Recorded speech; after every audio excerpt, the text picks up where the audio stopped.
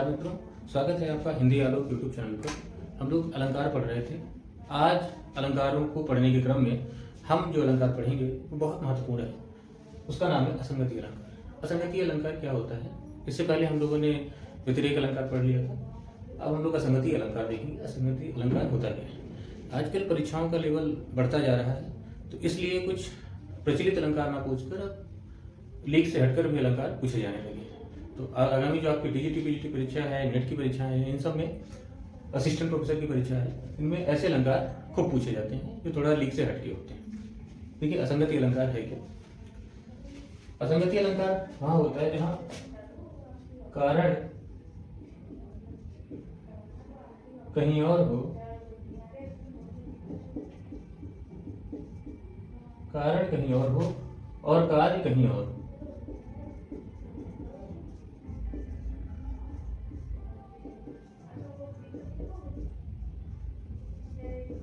जहाँ कारण कहीं और हो, कार्य कहीं और हो, वहां पर असंगति अलंकार होता है। अब कारण, अब उसका उदाहरण देखिए। मतलब कारण कहीं और होगा, कार्य कहीं और होगा। जैसे चोट किसी को लगे और दर्द किसी और को, तो कारण कहीं और है, कार्य कहीं और। उदाहरण देखिए, इसका बहुत प्रचलित उदाहरण है ये, बिहारी का है ये दोहा। क्या दोहा है कि दृघ उर्झत टूटत कुटुंब, दृघ उर्झत टूटत कुटुंब,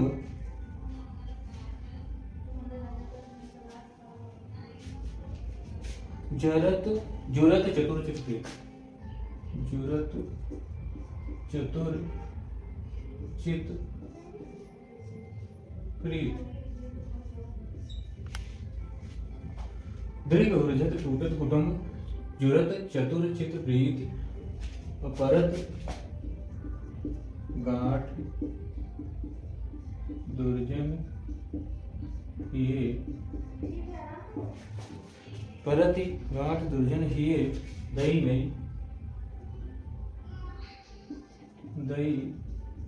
नहीं रीत।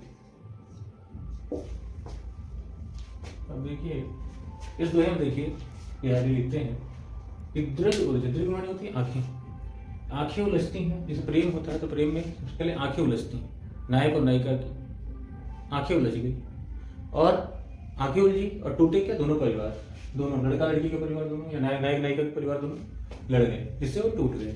तो उलझा कौन? आंखें। टूटा कौन? दोनों परिवार टूट गए, आपस में उनसे झगड़ा हो गया।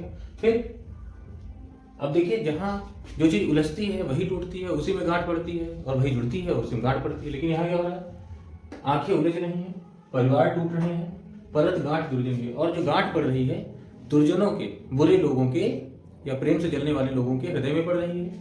और जुड़ क्या रहे हैं? दोनों, नायक और नायिका के हृदय जुड़ रहे हैं, प्रेम में जुड़ रहे हैं। तो टूट कुछ रहा है, उलझ कुछ रहा है, टूट कुछ रहा है, जुड़ कुछ रहा है, और गांठ कहीं और पड़ रही है। तो ये असंगति अलंकार हो गया। उलझा क्या? आंखें नायक नायिका की, टूटा क्या? दोनों परिवार, जुड़ा क्या? दोनों के हृदय की में प्रेम जुड़ गया, प्रेम से जुड़ गए दोनों हृदय, और गांठ कहाँ पड़ी? जलने वालों के हृदय में गांठ पड़ी। तो कारण कहीं और है, कार्य कहीं और है, तो कौन सा अलंकार हो गया? असंगति अलंकार हो गया। उम्मीद है आपकी समझ में आया होगा। आप स्क्रीनशॉट ले लीजिए।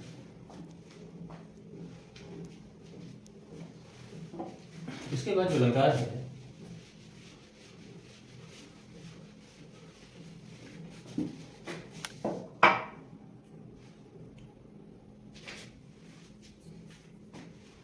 अब देखिए एक और उदाहरण से देख लीजिए। जैसे उदाहरण है दूसरा, ये असंगति अलंकार का, पैरों में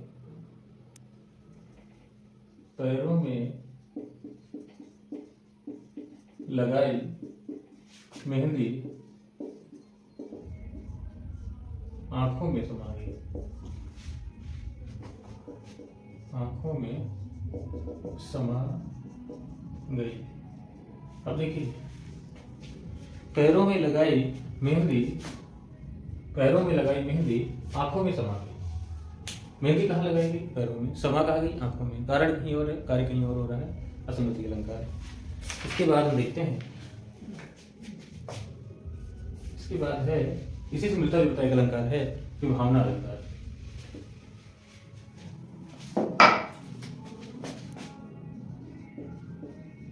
विभावना अलंकार में क्या होता है? देखिए, विभावना अलंकार वहां होता है जहां बिना कारण के कार्य, उसमें कारण कहीं और होता है, संगति में कार्य कहीं और होता है, इसमें बिना कारण के कार्य होता है। पूछा गया कई बार, रेवेन्यू इंस्पेक्टर में पूछा गया था सवाल कि बिना कारण के कार्य कहाँ होता है, तो विभावना अलंकार में होता है। जहां पर विभावना अलंकार कहाँ होता है? जहां कारण के अभाव में भी, जहां कारण के अभाव में भी कार्य होता है, जहां कारण के अभाव में भी कार्य होता है, वहां पर विभावना अलंकार होता है। असंगति में क्या था?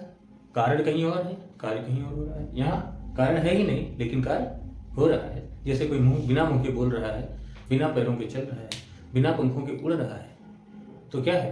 तो वहां पर कारण नहीं है, कार्य हो रहा है, विभावना अलंकार है। जैसे ब्रह्म के बारे में कहा जाता है, गोस्वामी तुलसीदास जी ने लिखा है कि बिनु पद चले, उदाहरण है, कई बार कई जगहों में पूछा गया है, बिनु पद चले सुने बिनु काना। बिनु पद चले सुने बिनु काना, सुने बिनु काना, कर बिनु करम करे विधि ना। अब इसमें देखिए, बिनु पद चले सुने बिनु गाना, ब्रह्म के बारे में कहा जाता है कि बिना पैरों के चलता है और बिना कानों के सुनता है। कर माने हाथ, हाथों के बिना सारे काम करता है। तो इसमें क्या है? कारण नहीं है फिर भी कार्य हो रहा है, तो वहां पर विभावना अलंकार है। कान के बिना सुन रहा है, मुंह के बिना बोल रहा है, हाथों के बिना कार्य कर रहा है सारे ब्रह्म, तो ये बिना कारण के कार्य हो रहा है, कारण के अभाव में कार्य हो रहा है, तो यहाँ भी विभावना अलंकार होगा ना। इसको नोट कर लीजिए, स्क्रीनशॉट ले लीजिए।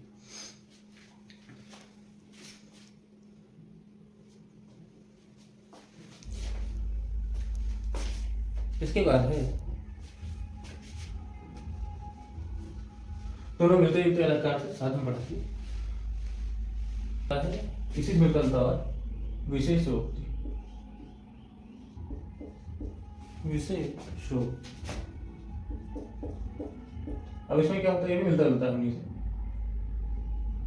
विशेषोक्ति अलंकार, इसमें क्या होगा? इसमें कारण होने पर भी कार्य नहीं होगा, कारण होगा फिर भी कार्य नहीं होगा।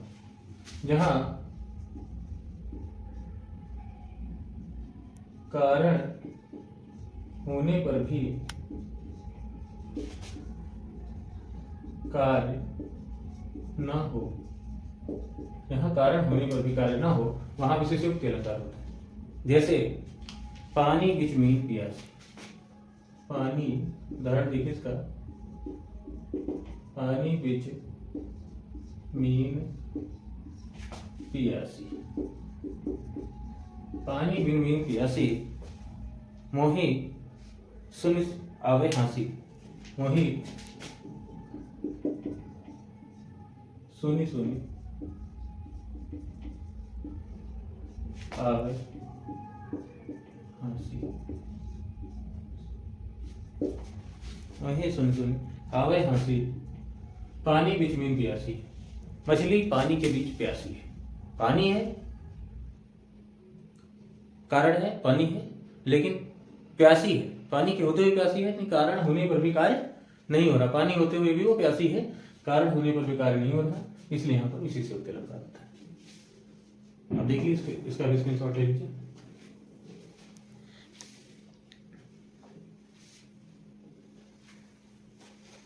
अब देखिए, तीन अलंकार आपने पढ़े और तीनों अलंकार मिलते जुलते हैं।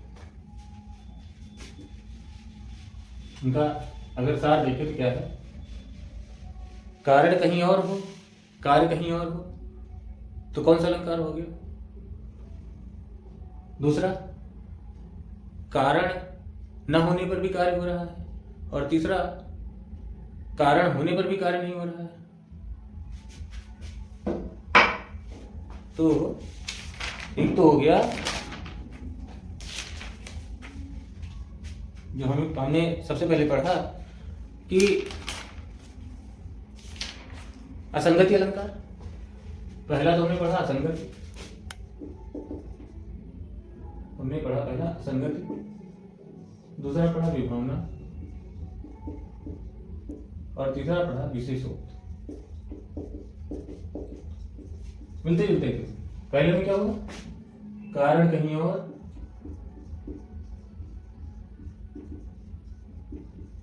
कार्य कहीं और, असंगति। डायरेक्ट भी ऐसे पूछता है, कारण कहीं और हो, कार्य कहीं और हो, कौन सा अलंकार? असंगति। ऐसे ही पूछा। बिना कारण के कार्य हो, बिना कारण के या कारण के अभाव में भी कार्य हो, तो वहां विभावना अलंकार। और कारण होने पर भी कार्य न हो तो विशेषोक्त अलंकार। तीनों नोट कर लीजिए, मिलते जुलते हैं, थोड़ा थोड़ा ही अंतर है।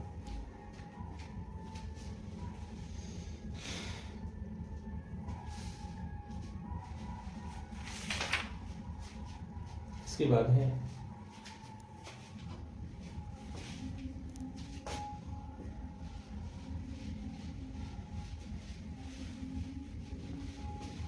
इसके बाद एक अलंकार आता है निदर्शना अलंकार।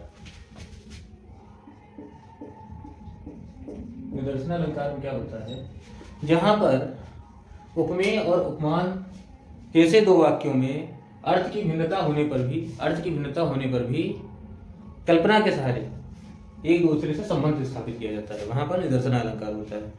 जैसे, और कल्पना के सहारे हम इसमें क्या देखते हैं? संबंध देखते हैं, जिससे समीपता प्रतीत होने लगती है। जैसे बोधा का कथन है कि यह प्रेम का पंथ कराल महा तलवार की धार पे धावन है।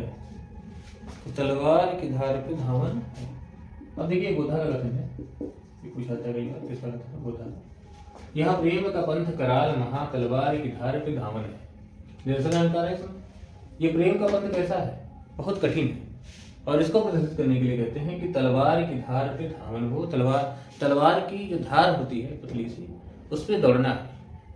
तो यानी प्रेम का जो रास्ता है वो इतना ही खतरनाक है, इतना ही जोखिम भरा।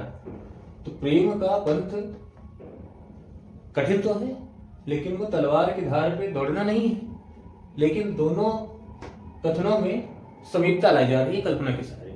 ये दिखाने के लिए कि प्रेम का पंथ कितना कठिन है, उसको तुलना की जा रही है तलवार के धार पे दौड़ने से। तो यहाँ पर निदर्शन अलंकार हो गया। जहां पर अर्थ की भिन्नता होती हुई भी हम क्या करते हैं? कल्पना के सहारे संबंध स्थापित करते हैं, उनमें समीपता प्रतीत होने लगती है इससे। तो वहां पर निदर्शन अलंकार होता है। प्रेम का पंथ कठिन तो है, लेकिन तलवार की धार पे दौड़ना है ऐसा तो नहीं है। लेकिन चूंकि तलवार की धार पे दौड़ना भी बहुत कठिन है और प्रेम पर चलना भी बहुत कठिन है, प्रेम के रास्ते पर चलना भी कठिन है, इसलिए दोनों की एक समीपता स्थापित कर दी गई। समीपता न होने पर भी तो निदर्शन अलंकार हो गया। इसके बाद आता है दो अलंकार जो बहुत पूछे जाते हैं, ले लीजिए सिंपल।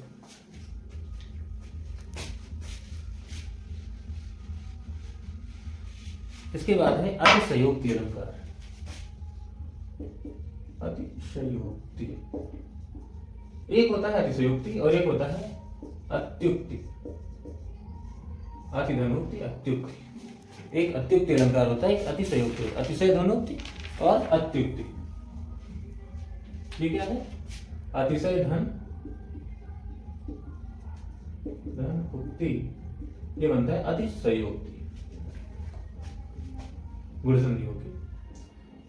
और ये अतिधन ऋण संधि होके अत्युक्ति होता है। याद।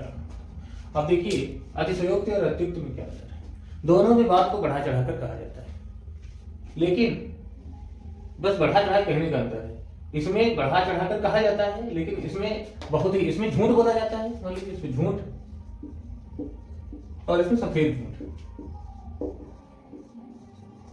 सफेद झूठ मतलब इसमें बढ़ा चढ़ा कहा जाता है जो खप जाता है, एक लोक सीमा में आ जाता है, लेकिन इसमें जो बढ़ा चढ़ाकर कहा जाता है वो इतना बढ़ा चढ़ा कहा जाता है कि वो झूठा प्रतीत होता है, एकदम साफ झूठ लगता है, तो वहां पर अत्युक्त अलंकार होता है। दोनों का अंतर देख लीजिए। जैसे अत्योक्ति में देखिए कि पड़ी अचानक नदी अपार, पड़ी अचानक नदी अपार, घोड़ा कैसे पाए पार, घोड़ा कैसे पाए पार, राणा ने सोचा एक बार, राणा ने सोचा एक बार, तब तक घोड़ा था उस पार।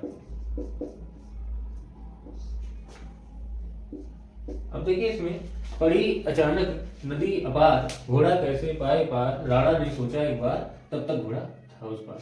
यह अतिशयोक्ति अलंकार है, लेकिन लगता है कि बात बढ़ा चढ़ा कही जा रही है, लेकिन झूठ नहीं लगती। जैसे अचानक घोड़ा चेतक की पीठ पर बैठे जा रहे थे राणा, और अचानक एक नदी पड़ी बड़ी सी, अब घोड़ा इसको कैसे पार करे, राणा ने केवल इतना सोचा, सोचते सोचते तब तक घोड़ा था उस पार, तब तक घोड़ा बिजली की गति से उस पार पहुंच गया। तो ये अतिशयोक्ति अलंकार है, बढ़ा चढ़ाकर तो है, तुरंत कैसे उस पार पहुंच गया, लेकिन फिर भी खप जाता है, घोड़ा है, हो सकता है पार कर गया, छलांग लगा दी, घोड़े का काम ही छलांग लगाना, तो खप जा रहा है। अब इसमें देखिए अत्युक्ति अलंकार में, इसको नोट कर लीजिए, स्क्रीनशॉट ले लीजिए। तो ये अतिशयोक्ति का उदाहरण हो गया। अब देखिए अत्युक्ति उदाहरण देखिए, अत्युक्ति के उदाहरण में देखिए आप, अत्युक्ति अलंकार में जादिन उदाहरण देखिए अत्युक्ति का, जादिन इसका उदाहरण है, जन्म भयो उदल को, जादिन जन्म भयो उदल को, धरती धसी अढ़ाई हाथ। अब देखिए जादिन जन्म भयो उदल को, जिस दिन उदल का जन्म हुआ, जिस दिन उदल का जन्म हुआ, इतने वीर थे कि जिस दिन उदल का जन्म हुआ, धरती धसी अढ़ाई हाथ, धरती जो है, पृथ्वी जो है, अढ़ाई हाथ मतलब 2.5 हाथ नीचे धस गई। तो ये बिल्कुल सफेद झूठ लग रहा है, किसी के जन्म होने से कितना भी कोई वीर हो, धरती थोड़ी ना 2.5 हाथ नीचे धस जाएगी। तो ये अत्युक्ति अलंकार उदाहरण है, यहाँ झूठा लगने लगे एकदम। इसी तरह दूसरा उदाहरण है कि लखन सकोप वचन जब बोले, जब परशुराम जी कहने लगे कि मैं छत्री विहीन कर दूंगा, बोलो कौन हो, खड़े हो जाओ, साहस है तो अपना नाम लो, बताओ कौन किसने धनुष तोड़ा पिनाक को। लक्ष्मण क्या कहते हैं, लखन सकोप वचन जब बोले। लखन ने कहा ना कि यहाँ कुम्हड़ बतिया को नाही, देख तर्जनी मुरझा जाई, यहाँ कोई कुम्हड़ा की बतिया नहीं है, उसकी फली नहीं है छोटी, जो तर्जनी दिखाने से कुम्हला जाएगा। ऐसी मान्यता है कि कुम्हड़ा और काशी फल और लौकी छोटे छोटे जो होते हैं, इनमें तर्जनी उंगली दिखाने से दूर से ये कुम्हला जाते हैं। तो कहना ऐसे नहीं है, हम क्षत्रिय हैं, बस ब्राह्मण का लिहाज कर रहे हैं। तो कहते हैं ये यहाँ कुम्हड़ बतिया को नाही, देख तर्जनी मुरझा जाएगी, जो आप डराएंगे हम डर जाएंगे। तो ये इसी में कहते हैं कि जादिन जन्म, इसमें लखन क्या कहते हैं, लखन कहते हैं कि लखन सकोप वचन जब बोले। बाबा तुलसीदास जी लिखते हैं कि लखन सकोप वचन जब बोले, ऐसे क्रोध में जब लखन लक्ष्मण जी वचन बोले तो डगमगा हिमही, धरती डगमगाने लगी, और दिग्गज दिशाओं के हाथी कहा जाता है, 10 दिशाएं होती हैं और हर दिशा को एक हाथी संभालता है, इसको दिग्गज कहते हैं। दिग दिशा, गज माने हाथी। 10 दिशाओं को 10 हाथी संभालते हैं, तो वो डोलने लगे, हिलने लगे। तो ऐसा कैसे हो सकता है कि लक्ष्मण के नाराज होने से धरती हिलने लगे या दिशाओं के हाथी कांपने लगे? तो ये भी क्या लगता है? अत्युक्ति अलंकार है। ठीक है, तो अत्युक्ति अलंकार वहां होता है जहां बात को इतना बढ़ा चढ़ा कह दिया जाता है कि झूठा प्रतीत होने लगता है, वहां पर अत्युक्ति अलंकार होता है। आज के वीडियो में इतना ही। उम्मीद है आपको ये सारे अलंकार जो भी पढ़ाए, जो भी आज हमने अलंकार पढ़े, वो सब उनमें बहुत मामूली अंतर है, बहुत मिलते जुलते हैं और परीक्षा में अक्सर ये कंफ्यूज करते रहते हैं। तो ये जो भी आपने आज अलंकार पढ़े वो सभी महत्वपूर्ण है और सभी जो है बहुत बारीक अंतर है, तो आप इन्हें ध्यान से पढ़िएगा। उम्मीद है आपकी समझ में आए होंगे। आज के लिए बस इतना ही। मैं doctor Alok Kumar Tiwari, assistant professor Hindi, आप सबसे विदा चाहता हूँ। जय हिंद, जय भारत, जय हिंद, वंदे मातरम।